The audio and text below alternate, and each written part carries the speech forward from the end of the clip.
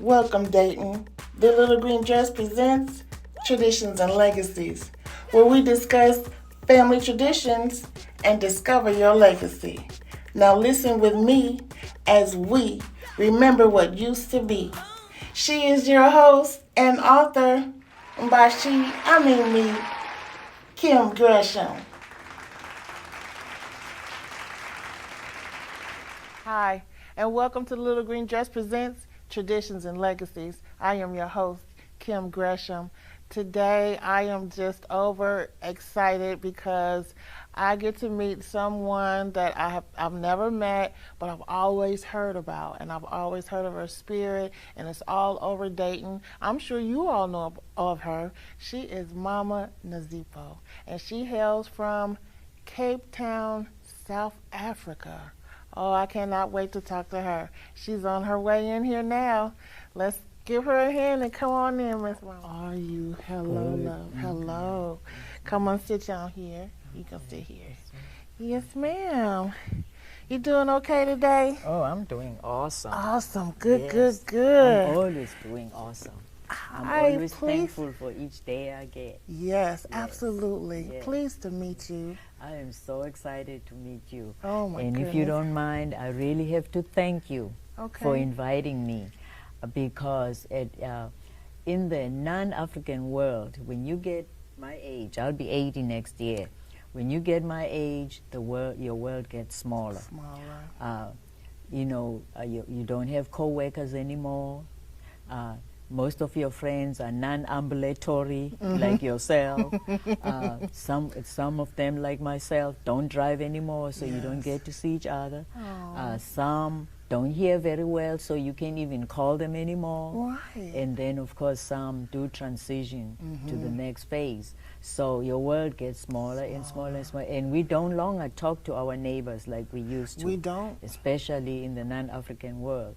So I really have to commend you because what you're doing is part of my tradition. And that is reaching out to the elders. Because in the African tradition and in my family, which has continued to hold on to our tradition, you look up to your elders. Absolutely. You want your elders around. You stick to them because they are the libraries, they are the history makers, they are the archives, and they have these big tool sheds all over the place. They are full of tools that help you to carry on, Yes. that help you to continue building your society. So what you just did is really my legacy, my tradition. So I really Really? commend you for that. Okay, I so really is do. this something that reaching out to your elders? Is that what you did when you was in South Africa? You have no choice. It's really not even something we think about. You just It's, do it. it's just part of our lives. At home we don't have what is considered the nuclear family, just mother, father, and the kids. You always have your relatives around, your old aunties, your old uncles, your grandmothers, your grandfathers. We all live in the same household. In fact, one of the things that surprised me when I got here is when I would hear somebody saying something about, oh, you got a cute baby, and the parents say, I can wait until they turn 18. I'm like, oh my goodness, this poor child for the rest of their lives, they're gonna hear, I can wait for you to turn 18. I think that's a burden, for the child to keep on thinking, oh, I gotta turn 8, oh, I'm getting close to 18, because in our culture we feel that even you have to be prepared to leave the roost, so the more tools that your parents, the more tools that your household gives you, the better equipped you will be when it's time for you to go. Okay. Yes. So now, in Africa, when do they decide it's time to go? Because you like to keep them around, so they usually just kind of stay with you, right? You keep them around until they're ready. Until you they're don't ready. tell them to leave at 18. You know, I mean, even the medical field, the psychology field has shown that at 18 you're still a child. Oh yeah, you're actually still a teenager. Anyway, it says teen, 18. Yes. Yes, absolutely. You are absolutely right. I never thought of it like that. But that's what I wanted to talk to you about, because I know that your culture is so rich and so different from what we do Our here. culture. Yes, what we do here. Yes, our culture, what we do here in America. So I just kind of wanted to know some of the things that you do, and that's one of them. Just the tradition of just keeping family around because of the tools and everything that you need to learn. Okay, so tell me a little bit more. Like, what's different? What do you miss from being at home and here? Well, again, one of the main things, it's a lot of things I miss, but one of the main things I could say is sharing. Sharing. And again, we don't think about it as, this is a tradition, I have to do this. It's just part of our lives. Sharing is very, very crucial in our survival. And it goes way back. For example, and you may be surprised, if a woman is married and is unable to get children, somebody else in the family would willingly, let you raise their child as your own, and that's the sharing, And of course, in our culture, if you're old enough to be my sister, I call you sister. If you're old enough to be my mom, I call you mom. And if you're old enough to be my grandma, etc. And here, a lot of children who grew up with my grandkids, they call me mama because they see their friends who are my grandkids calling me mama, and some parents don't take it very well, like, that's not your mama, and it's so counter my culture, because it really helps when a child knows that any adult can treat them fairly, can treat them well, and can protect them as their own. We don't really use biological, but here you do, but it makes the child feel safe. Right. I remember coming up when you was in the neighborhood, if you messed up, like anybody could get you. You could get in trouble by anybody, and then you would go. Then they would tell your parents, and then you would get in trouble again, because that's what they mean by a village. It takes a village to raise them. But now, the parents, they're getting younger, and everything is so different, and everything is changing. That's one of the reasons why I wanted to put this together, because we're getting away from those things. We're getting away from them. Yes, it's true, because when I got here in 1972, I was kicked out of South Africa because I wouldn't put up with what was going on there. South Africa at the time when I was growing up had a system called apartheid, which here was called segregation. It was identical, the same thing. You couldn't go to you couldn't go to share toilets with white people. You couldn't go to the beach, and it's so ludicrous, because it's one ocean, but one part of the ocean was supposed to be for black people, and the other part of the ocean for white people. It's the same water. It's the same water. Yes, and the train, the same thing. Part of the train was for white people, and the other part of the train was for black people. It goes to the same destination, So you left? No, I didn't leave. I was kicked out. Now, when you say you were kicked out, what they had was there were different things that could happen to you. You could be arrested for a long, long time. You could be banned. You could be you could disappear. Nobody ever find you. You could be killed in jail, like people like Steve Biko. All kinds of things could happen to you. Or you could be given an exit permit, which means you can leave but you can't come back. And there was a big mistake on their part of the government at the time, which was an all-white government ruling a black majority, an African majority. It was a mistake because that enabled us to come out to the world and to tell the world as loud as we could what was really going on there. And that helped us a lot. Again, you know, working together, sharing. By us sharing our demise, the people in America, in Europe, in different parts of the world shared their strength of their voice, you know, to help us to continue fighting until we get where we are now, and that government is no longer in existence. Praise God for that. Now, have you been back to visit? I've only been back only 2 times. Okay. I was in exile for 23 years. And in 1995, I was able to go home for the first time. And then 23 years later, going back to sharing, 23 years later, all my friends were like, you're not staying here no more. You are homesick. We can tell the way you look. We can tell the way you walk. We can tell that even your smile is not the same. You need to go home. So my friends helped me to collect money to go home. And I went home 23 years later, which was 2018. Okay. I did tell my family I'll try to come back sooner this time, because if I, you know, wait another 23 years, they'll be too old. They won't even let me on the plane.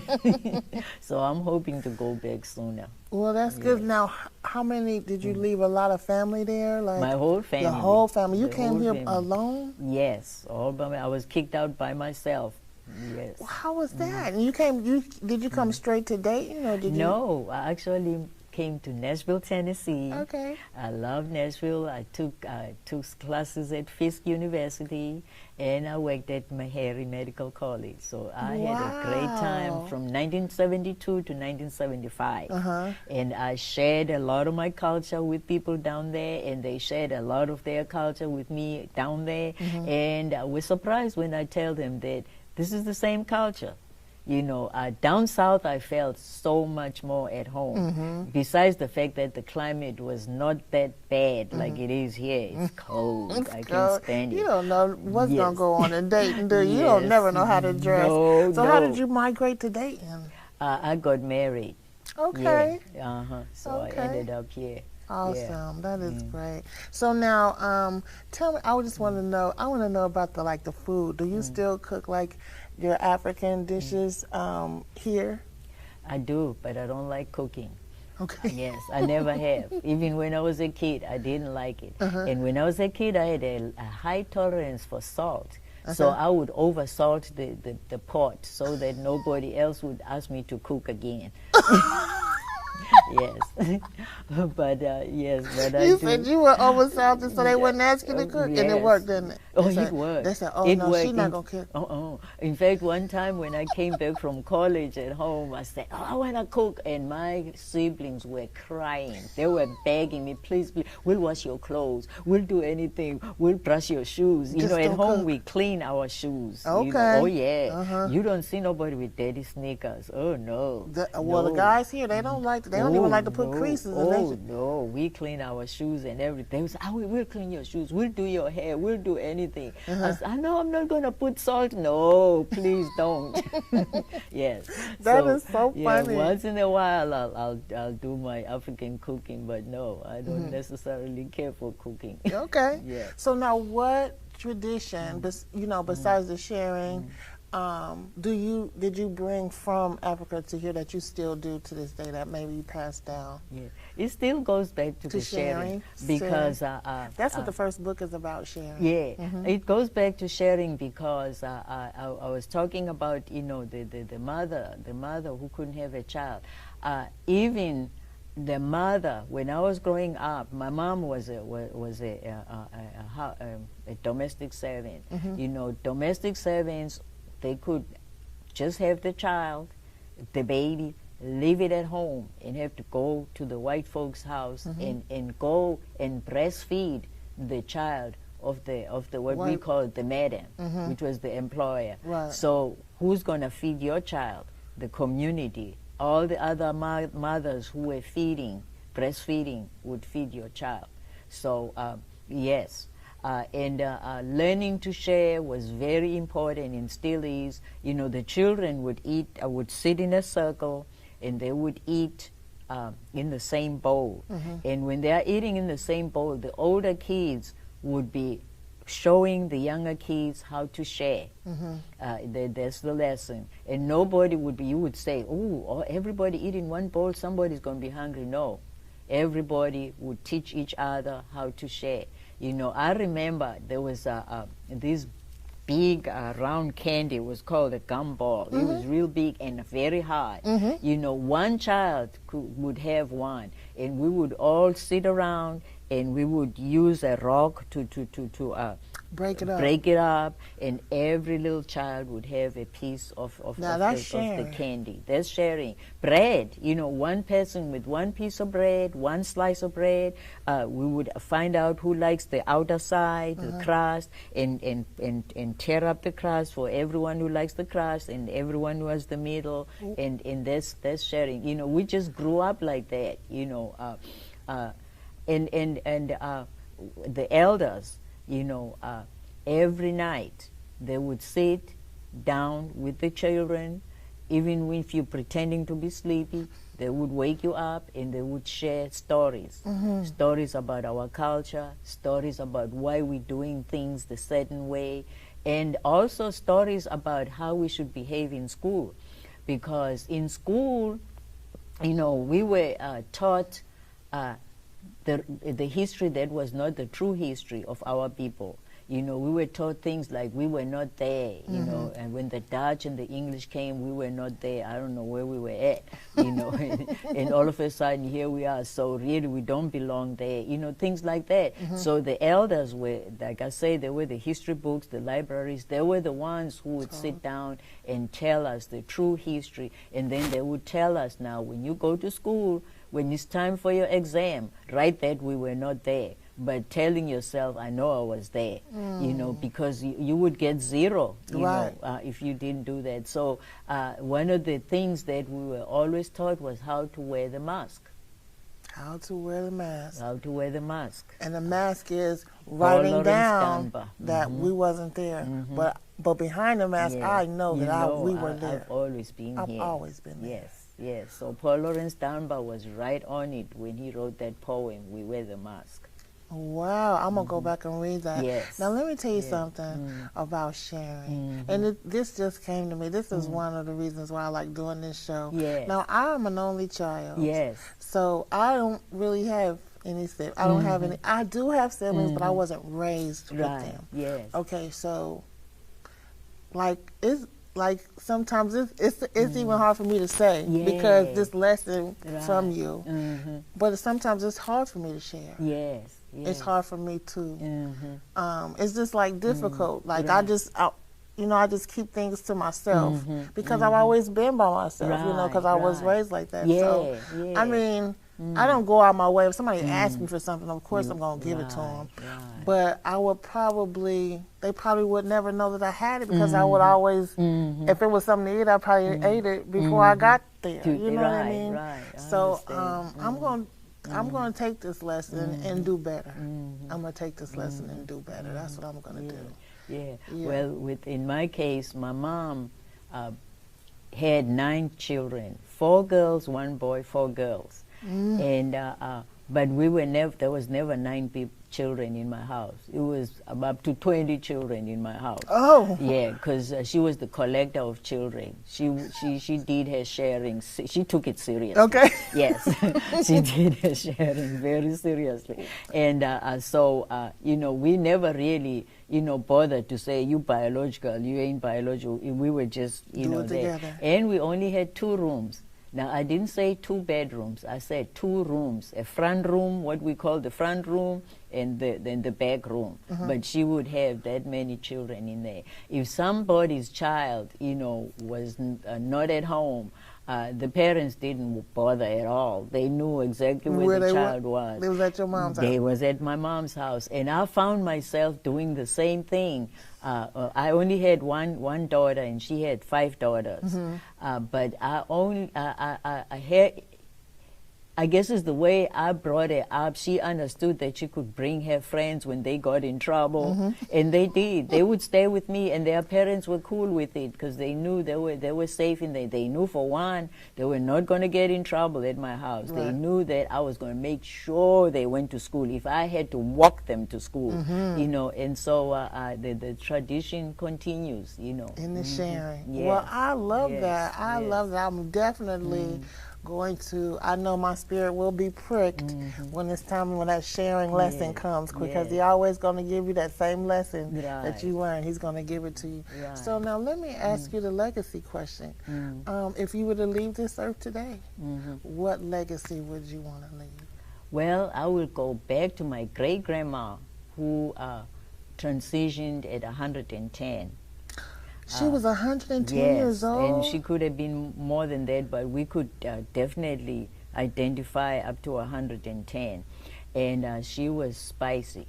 You know, you would ask her, how you doing, great-grandma? And she would say, I can't see, I can't hear. And she answers you immediately, say, well, what does she mean she can't hear? And she is sewing with a little bitty needle. She's just sewing away. But she can't see. But she says she can't see. But what she meant was, I'm minding my own business. Yeah, but I will go back to her because she always said, you got to grow, and the way you grow is by listening, and is by studying, and it's by reading. And you have to learn to listen. So she made us listen, and she made us learn something new. Every night after the stories, she would ask each one of us, even the ones who pretend to be asleep, what did you learn today? I do that with my grandbaby. Yes, and she said, because she always told us, if you don't learn anything, you're dead. You know, if you don't let, and I didn't want to die, so I made sure I learned something.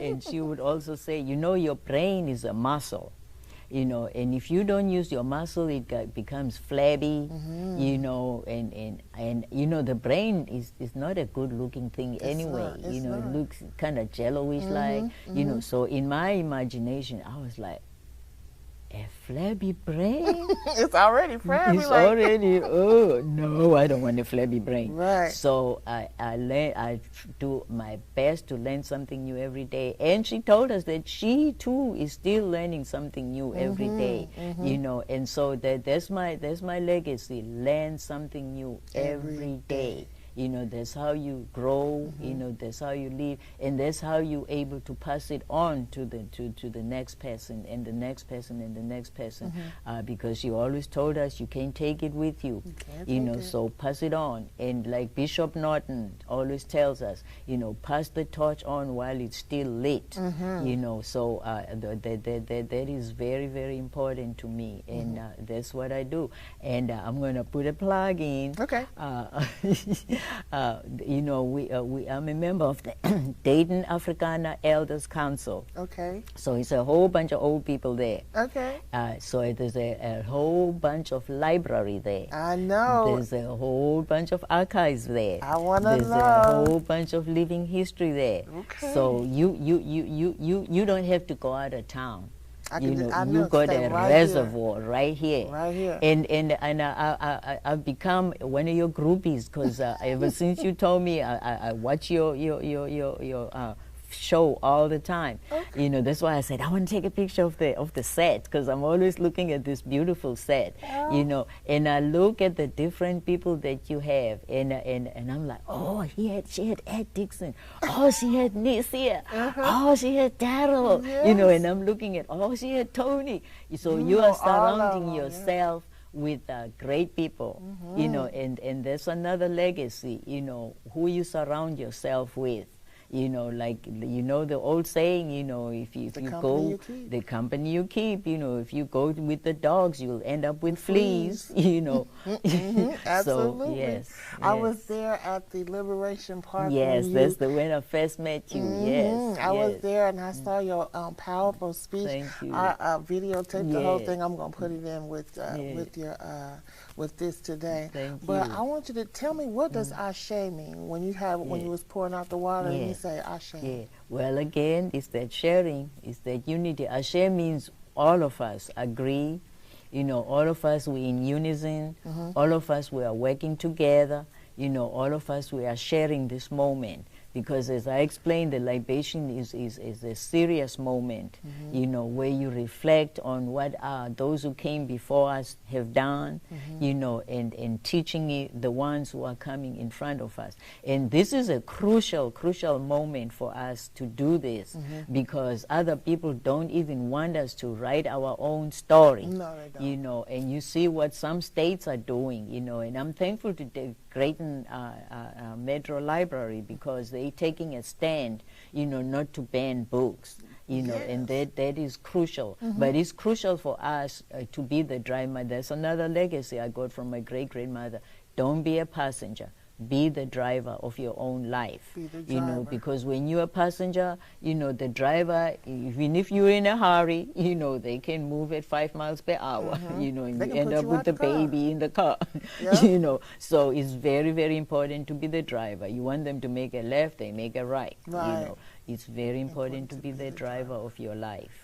I like that right there. Oh my goodness. Yeah. Do you know that I could just sit here and talk and talk and talk? Me too, because your smile, you got that smile Thank you. You have the same warms smile. me Are up. your eyes blue?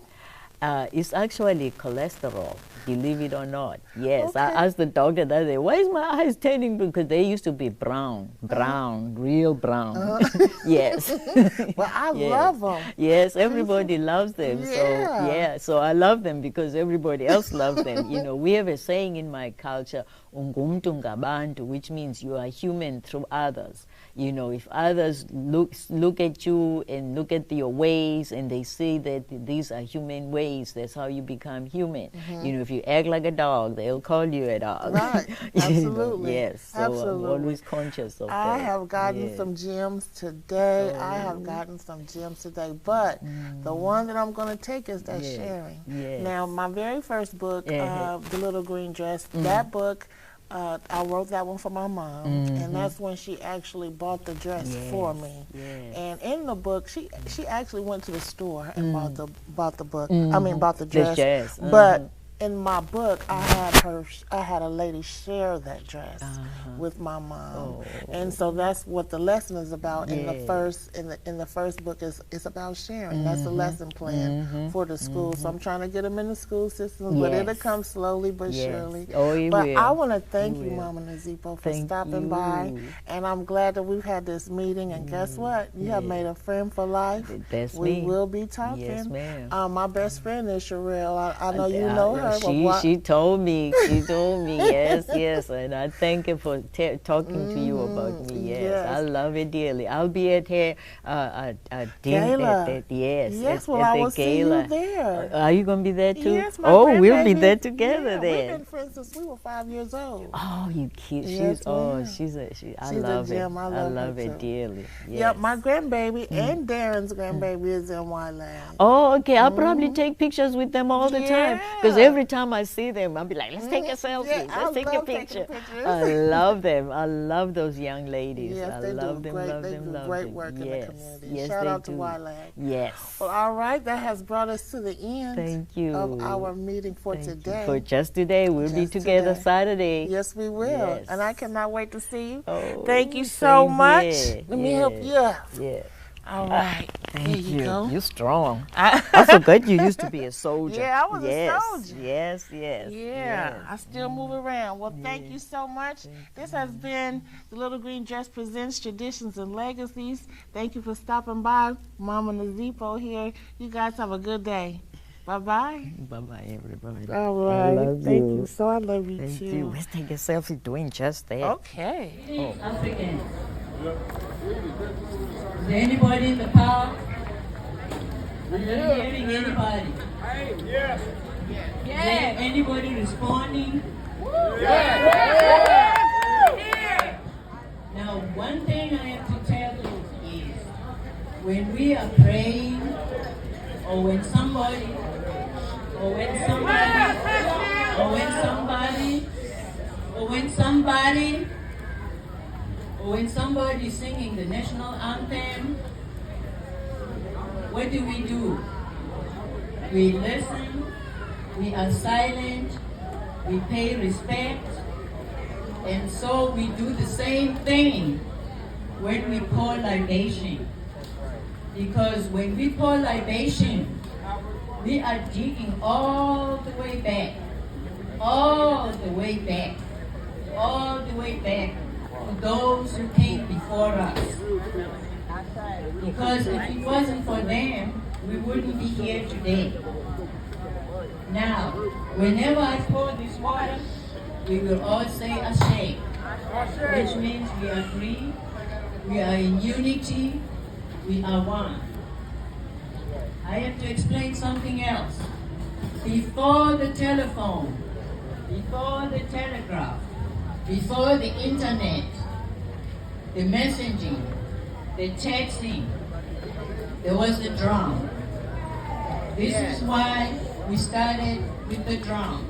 Because the drum is not only the heartbeat, but the drum, we African people used it to communicate with one another. We used it to let the community know that something is going on.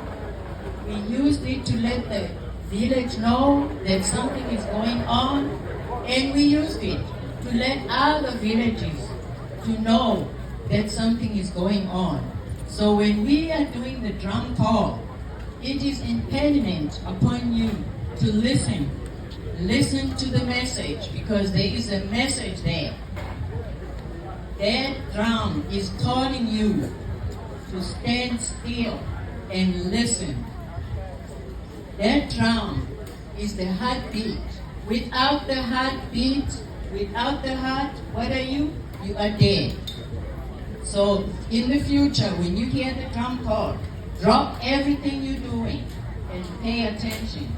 And when you hear it's time for the libation, drop everything and pay attention, because your ancestors are waiting for you to understand what they taught you, that you do understand what they taught you. Ashe? Ashe. Our ancestors were able to do a lot of things because they went together. Ashe? Ashe. Right now we have umpteen Juneteens jumping all over the place. We are competing with one another. That's not what our ancestors want us to do. Ashe? Ashe. Our ancestors worked together, and they together discovered the sun, the moon, the stars. Astronomy came from Africa. Ashe? Ashe. Our ancestors taught us how to count. Actually, it was the women who taught us how to count, because something happens to their bodies at a certain time. Ashe? Ashe. Ashe to our mothers. Ashe. Our ancestors together taught us philosophy. They taught us so much philosophy, so much history, so much astronomy, so much science, so much chemistry, so much education, that people from other parts of the world had to come to Africa to learn. Ashe? Ashe. We have to write our own story, because if we don't, somebody else will write it for us. Ashe? Ashe. Because now we are told that other people discovered this, other people discovered that. These are the people who went to Egypt, Kemet. These are the people who went to Timbuktu to learn. These are the people who went to Morocco to learn. We must write our own stories. Ashe? Ashe. Our ancestors fought not to come here. They did not want to come here. They had a beautiful continent. They had a beautiful home which taught the world. And when they were forced to come here, they came kicking and screaming and refusing. We honor them. Ashe? Ashe. When they finally had to be here, that did not make them disappear. They made sure that they kept their traditions, that they kept their ways of living, that they kept their philosophy, and that is why we are still surviving today. If you check out the churches, if you check out the dancers, if you check out the singers, if you check out a lot of the arts, you will see Africanness in there. Learn from your own people. Learn your own history. Read. That's right, Hashay. Our children, we give them these little gadgets and they press and they Google. No. We have to read. And we have to read not only from the books, Ashe, but we have to read from our mothers, read from what our fathers are telling us, read from what our aunties, our uncles, our nieces, our nephews, our grandmothers. If you don't have what here is called biological, you don't need biological. You need a mother, period. You need a father, period.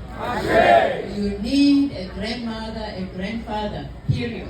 It can be your neighbor. It can be the man across the street. It can be the homeless man. It can be the man who just came out of the mental hospital. It can be the man who just got out of incarceration. It can be the man who just came out of addiction. The man or woman, learn from them. When I was coming up, we had uncles who were called jailbirds because they were in and out of jail. You know what they used to tell us? You don't have to go to jail because I already went for you. Those are the people we need to learn from. We have a lot of people we are thankful to. And a lot of times we know the famous ones, the ones who are in the history books. But we have people who are very, very instrumental in our lives. Our elementary school teacher, our kindergarten teacher, our deacon, not the preacher, you hear me? I said the deacon. I said the Sunday school teacher. Those are the people you don't hear much about. We have Macintosh Park down there for a reason. Because if it wasn't for Macintosh, we wouldn't be luxuriously living in those high polluted apartments in downtown Dayton. We would still be forced to be somewhere else. It is important for us to remember the people who have got us where we are. In Africa, there is a bird that is called the Sankofa bird. It goes forward, but it's always looking back, and he has an egg in its mouth. Looking back to make sure that the ancestors are with us at all times. What they taught us, their legacy, is with us at all times. To look forward so that we are going to the future, taking to the future what the ancestors gave us. And the egg is our children, these children right here. We have to pass the torch while it's still lit. Ashe? Ashe. Ashe. Ashe. Ashe. Ashe. Maybe Juneteenth. Y'all give it up for Mama Nozipo in the house, baby.